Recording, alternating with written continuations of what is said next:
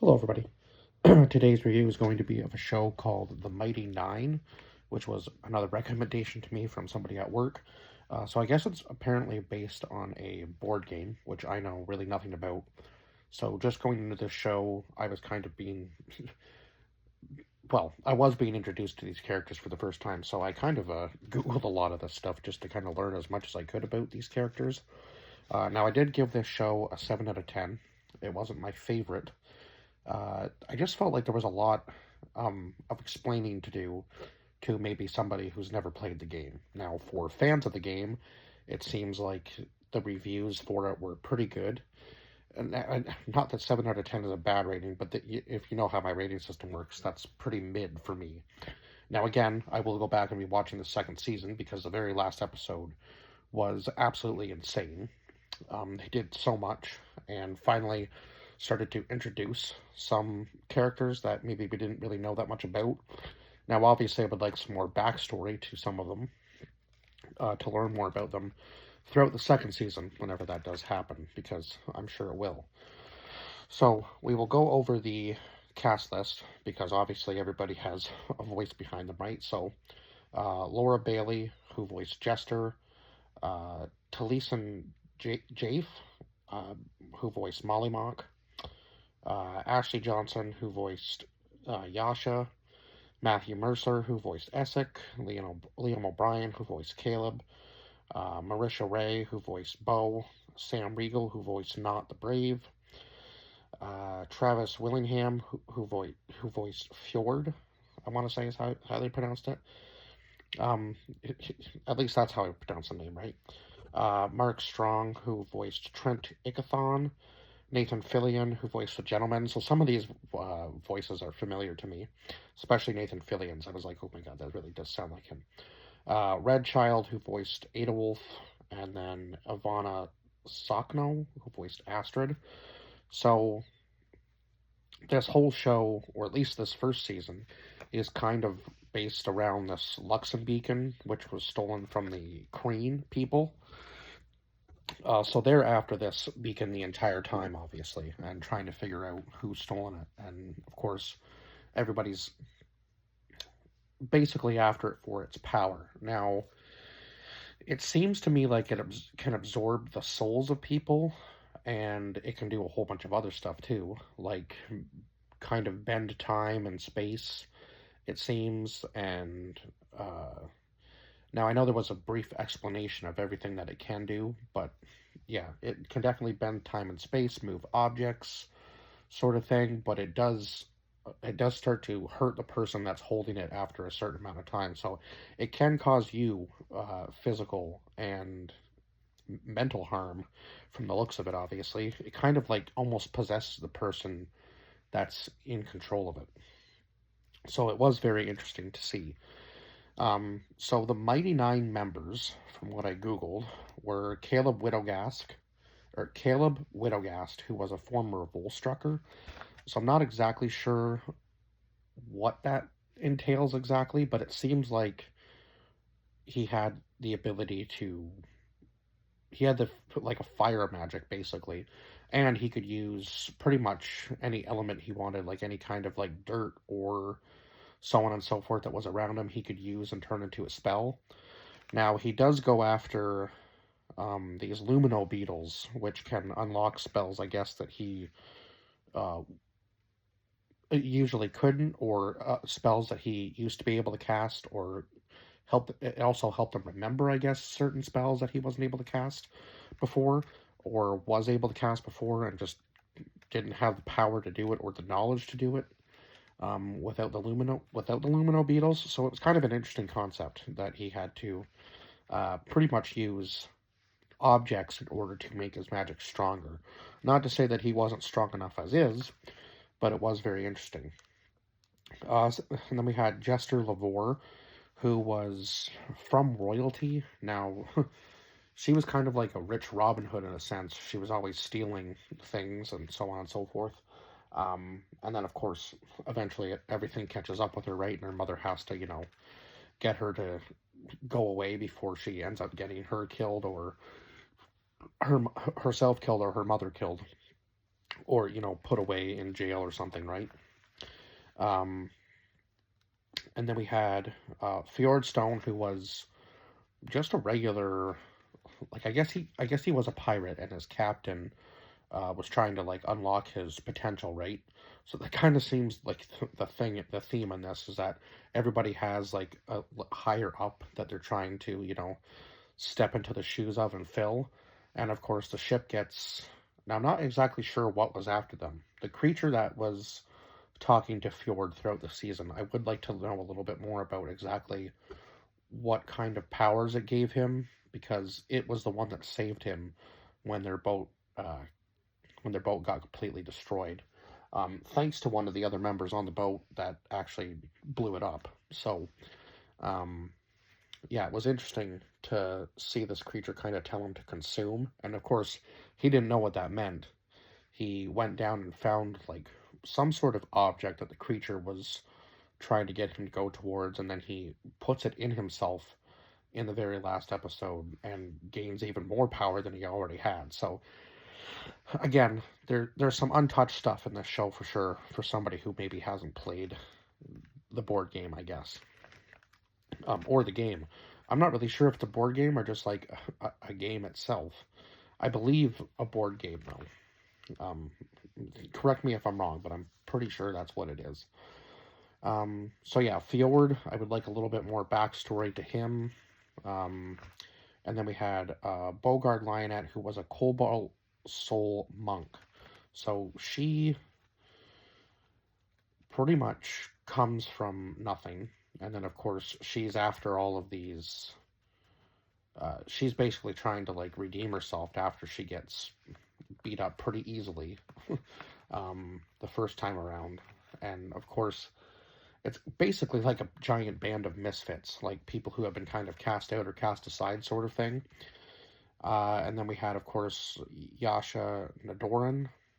Now we don't really find out much about her until the very end of the show, that she was in love, and then it seems like maybe something terrible happened, or she was possessed and ended up killing the one that she loved.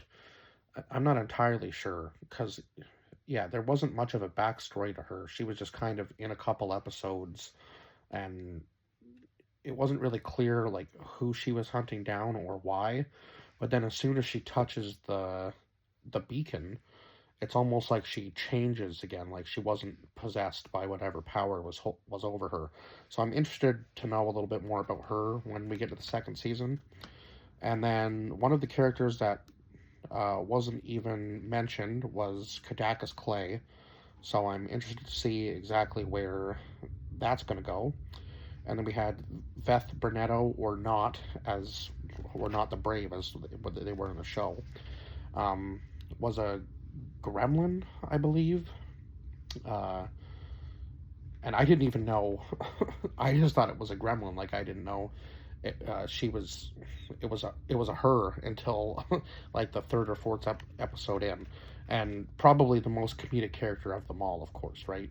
Um, so the comedy in this definitely didn't feel forced. Like it was natural throughout the show, which I like. Compared to, like, if I'm comparing it to like Hell of a Boss, it was definitely like over the top. Humor was like the kind of like crutch, I guess.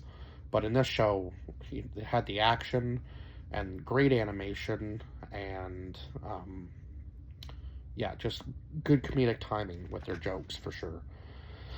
And then we had Molly Mock Tea Leaf, uh, who was also known as Lucian. So I would like to know more about that story, because it seemed like at one point he was using some type of blood magic in one of the episodes. So yeah, I would like to know exactly like what his past life was like, if they're going to touch on that a little bit more in the show or not, because I'm sure there's lots in the game that touches on it. But yeah, I would like to know a little bit more of his backstory as well as Lucian, because right now all we know really is that he was like a carny essentially, and they just kind of stumbled upon him, and now he's part of the group.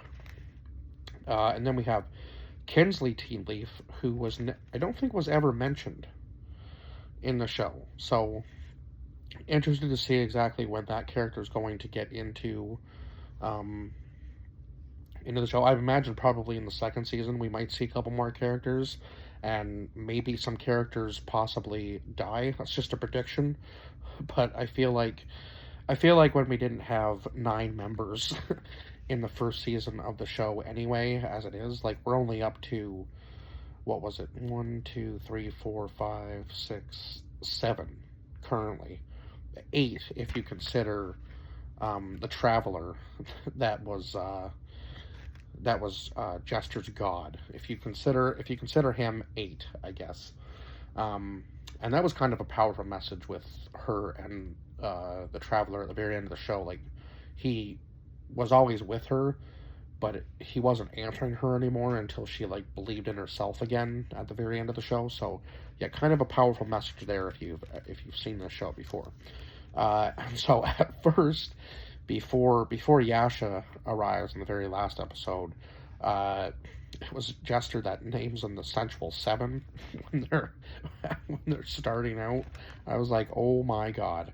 And then it was Molly Mock that ends up naming them the Mighty Nine, which is funny because there's only seven of them, right? And six, yeah, six at that point, seven at the very last episode, and again 8 if you really want to consider the Traveler that's with Jester. Um, so I guess every what was it? Wizard has an yeah. I guess Caleb had an amulet to begin with, and that was giving him maybe that was what was keeping him hidden. I believe because the girl that was after him in the beginning of the show destroyed it, and she said, "Now you have nowhere to hide." So kind of interesting, yeah, with the amulet thing. And then of course his amulet is destroyed, and then he was the character that we talked about the most because we get like his whole backstory into the Soltris Academy and the fact that his real name was Bren Aldrich Ermendrud. So I believe he was German, if I'm not mistaken. At least I think that's the language he was speaking was German. And of course, being part of the being a Volstrucker too. Now I'm not exactly sure what that means, but I'm assuming that was just what he had become after he was trained by Trent in his early age. So then, I think the biggest job in this was when they take on the job to find the arcane compass, which belonged to the pirate Nadas Oriko. And of course, the compass was then given to somebody else by the gentleman, and she unlocked its true powers. And then that was when she first runs into Mollymock or Lucian, and recognizes him and goes, "I thought I killed you before." So there's clearly there's a lot of past with Lucian or Mollymock, right? Which I would like him to touch on much more. And I guess one of the biggest things, of course, was Essek teaching Trent all about the beacon, and then him using it to wipe out an entire army and put their souls into the beacon. So I'm not exactly sure whether like the souls charge the beacon more or what. Like I feel like I might have missed something, but also feel like there's more that they can touch on in a second season for sure. Um, and then Essek betrays his friend in order to go after the beacon himself. So again, Essek has his own reasons to want the beacon, right? Like he wants it in order to save his mother. So everybody is after this beacon, and then of course the gentleman is trying to get the Mighty Nine to steal the beacon, and then of course they get into this whole war between obviously Essek and his people and Trent. So they just basically get out of there because they want no part of that. And then of course the beacon somehow ends up with them anyway. So it was kind of worked out for them, I guess, in the end. But yeah, it's going to be interesting to see where exactly they take this show, because I imagine now with them having the beacon, Essek and everybody else is going to be after them. So yeah, it's going to be interesting because there's only seven of them, and hopefully they can form a little bit of a stronger group. Now, of course, they're all coming into their powers slowly, so again, they might have more of a little bit more of a fighting chance now that they have people who have come into their powers and are slowly learning them as we go. So I'm interested to see exactly where second season would go. But yeah, I've pretty much touched on all I can for what I know and what I Googled and so on and so forth. But yeah, I'm interested to see a second season. And if I didn't already say it, 7 out of 10. And I will see you guys in the next review. Bye bye for now.